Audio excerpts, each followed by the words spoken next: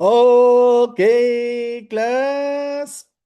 In this video, we'll discuss depreciation and derecognition. So this is part 2 of our three-part discussion on PPE. Okay, so for this topic, same reference pa rin tayo, PAS 16. Okay, the standard on PPE. Okay, so as usual, let's start with the nature. Yan, ano ba itong pag-uusapan natin na ito? I-account natin na ito. Okay, so key definitions. So first, i-define natin ano ba itong depreciation. Yan.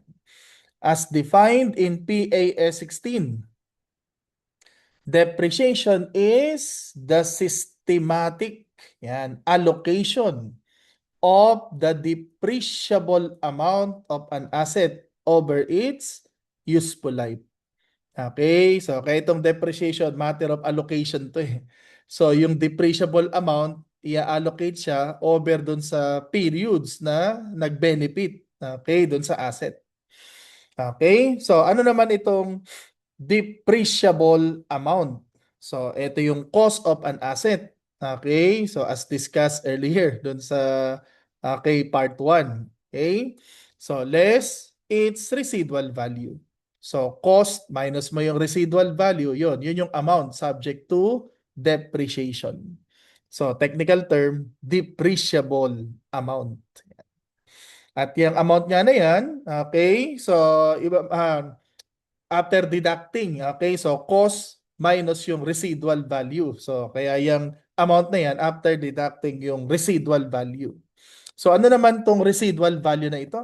Technically, ito yung estimated amount that an entity would currently obtain from the disposal of the asset after deducting estimated cost of disposal if the asset were already of the age and in the condition expected at the end of its useful life. So, in other words, ito yung recoverable, okay, later from the sale of the asset. So, yung net amount recoverable pagka later ibibenta na after using the asset. Yan. Okay, now for practical purposes, pwedeng i-assume na lang yan, okay, na zero. Okay, for convenience. Pero syempre, kapag material, then we need to consider. Syempre sa exam, pag binigay sa problem, yung residual value, we need to consider. Pero yun nga, for practical purposes, pwedeng i-assume na lang yan to be zero. Okay? So, yun yung cost minus yung residual value na yan, yun yung depreciable amount or the amount subject to depreciation. At i-allocate yan on a systematic basis over the useful life. So, ano naman itong useful life? Yan. So, ito yung period over which an asset is expected to be available for use by an entity.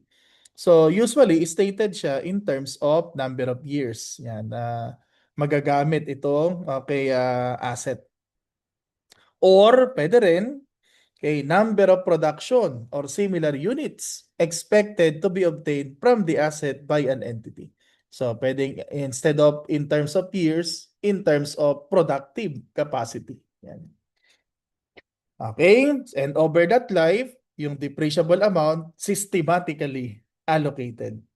Okay, at para nga systematic yung allocation, dapat yung gagamiting method, okay, it should reflect yung tinatawag na benefit consumption pattern.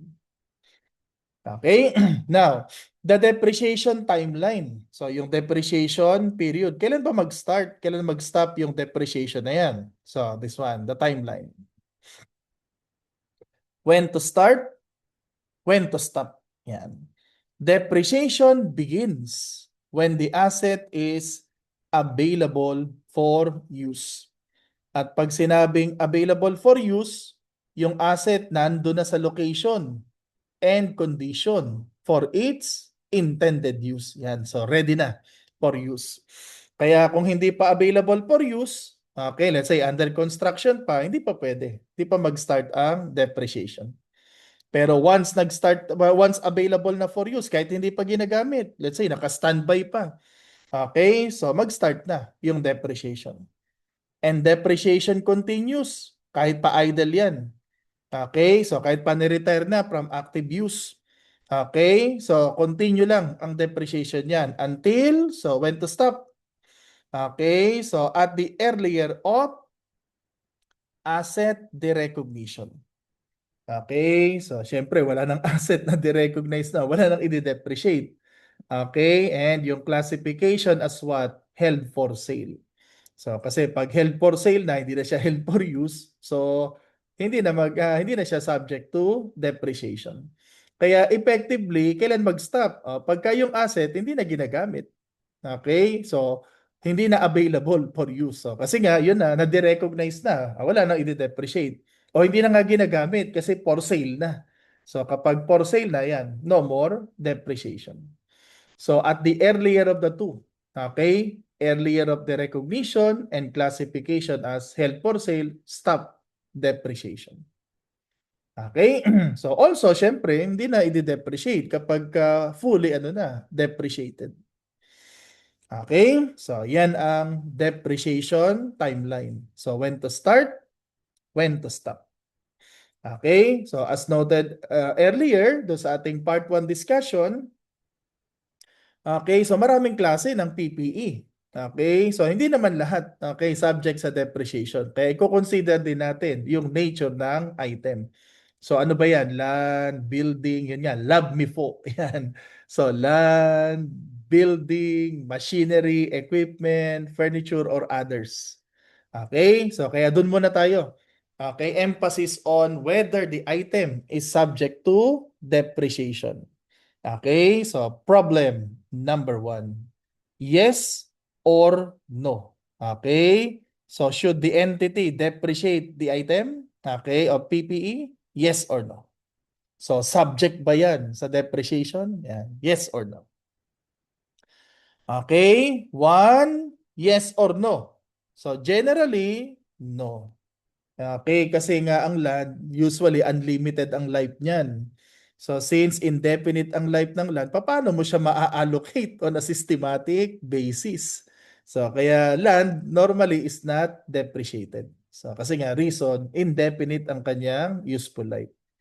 Okay, so kaya you cannot allocate yung depreciable amount niyan or yung cost niyan over the useful life. You don't know how many years ang useful life niyan. Okay? Pero may cases na yung land mismo, limited ang life. Katulad ng mga quarry. Yan. Okay? So, yung mga ginagamit na panambak. Yan. So, pagka ganyan ang case, then subject yan to depreciation. Kaya yung number 2, yes, kasi in-specify land with limited useful life. So, normally, unlimited. Indefinite ang life ng land. Kaya not subject to depreciation. Pero kung limited ang life ng land, yan, i-depreciate yan over that life. Okay? 3, as noted earlier, no. Kasi hindi pa available for use. Kino-construct pa. Hindi pa ready for use. So, wala muna. So, hindi pa siya subject to depreciation. Pero yun nga, once available na for use, kahit hindi ginagamit, kahit naka-standby pa siya. So, number 4, yes na yan. Okay? Kasi available na for use. 5, yes. Okay, kasi ang machine, yan, depreciable yan. Kaya subject to depreciation. At yung fair value higher than CA, wala yan. Irrelevant yan. Okay, so yung fair value ng kay PPE will not affect yung depreciation ng item. So kahit pa yan ay higher than the CA, so depreciation is recognized. Pero yung number 6, so dahil yung residual value ay mas mataas na sa carrying amount, yan yung tinatawag na fully depreciated. At dahil fully depreciated na, no. Okay? So kasi yung residual value niya higher na than CA. So fully depreciated na yan. Kaya no more depreciation. 7, kahit pa yung machine na yan, subject sa regular repairs and maintenance, it will not negate yung need to depreciate. Yan. So 7, okay, yes. Subject pa rin yan sa depreciation kahit pa expected to be repaired yan and maintained regularly. Yan. So that will not negate yung repairs and maintenance will not negate the need to depreciate. Okay, 8, yes pa rin kahit na retired na from active use. Okay? Kasi basically idle siya. Okay? So, kahit nga naka-standby, yan, idle, retired from active use, yan. Subject yan sa depreciation until ma-recognize. O kaya, ma-classify as what? Held for sale in accordance with PFRS 5. 9, yes, as noted already. Okay, 10, yan na. No na yan. Kasi ano na held for sale in accordance with PFRS 5. Kasi ito, requirement ito ng PFRS 5. So, once classified na as held for sale, depreciation ceases. So, kasi nga, hindi na siya for use Ano na? For sale. Yan. So, dahil for sale na siya, yan, hindi na siya subject to depreciation. Okay, so yan ha, clarification on the items subject to depreciation. Siyempre dapat depreciable yung asset. Okay, and yun nga, okay, so basta available for use na, mag-start na. Continue kahit pa idle yan or retired from active use until the asset is derecognized or classified as held for sale or ano na, fully depreciated. Okay, so lagyan nga natin ng figures. Yan. So kung dito sa problem 1, in-identify natin kung i-depreciate or not. So dito naman sa number 2, how much kung i-depreciate. Yan. So problem number 2. So ang issue dyan, should the entity depreciate? Yes or no? Pag yes, how much? Okay, so let's see. Problem number 2. We have 4 items to consider. So ignore natin, walang binigay na residual value, which is actually the usual case nga for practical purposes. Kasi i-estimate mo pa yan, magkano ba bibenta later yan. Okay? Actually, pagka yung economic life at saka yung useful life the same, usually wala talagang residual value yan. Pero kung ang economic life ay longer than the useful life, so yan, pwedeng meron siyang residual value. Okay, so dito wala mo ng residual value. So yung cost, yan na din ang DA, depreciable amount.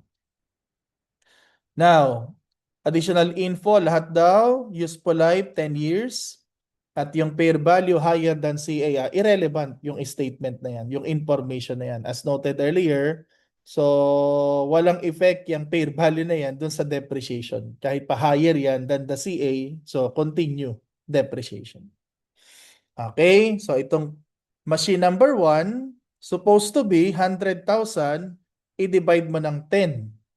So 100,000 divide by 10. Supposed to be 10,000, no? Kaya lang, ang accumulated depreciation niya, 95 na eh. So 100,000 minus 95, 5,000 na lang ang carrying amount niyan. So since walang residual value, yung CA, yan na rin yung DA. Okay, remaining depreciable amount. So, ibig sabihin, the asset is already what? Fully depreciated. Kaya yung maximum na depreciation niya for the current year, 5,000 na lang. Hindi na pwedeng 10 kasi magne-negative na yan. So, the asset is already fully depreciated. And as discussed, okay, dun sa part 1, okay, kapag fully depreciated is still in use, so hindi naman kailangan tanggalin yan sa record. So, nandyan pa rin, part pa rin ng cost and AD. And yun lang, ini-encourage. Yan, ini-encourage yung disclosure. Pero hindi required, ha?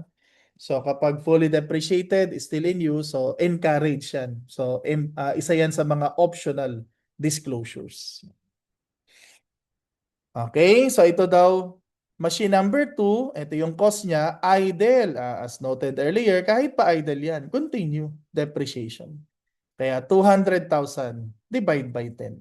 So 1 year depreciation. Ito namang machine number 3, ito yung cost. Okay, retired na daw from active use on June 1, pero hindi pa naman na-recognize. Ay basically idle lang din siya. So idle, retired from use until ma-recognize yan, continue depreciation. So kaya machine number 3, 300,000 divide by 10. So 1 year depreciation since okay, hindi pa na-recognize at the end of the year.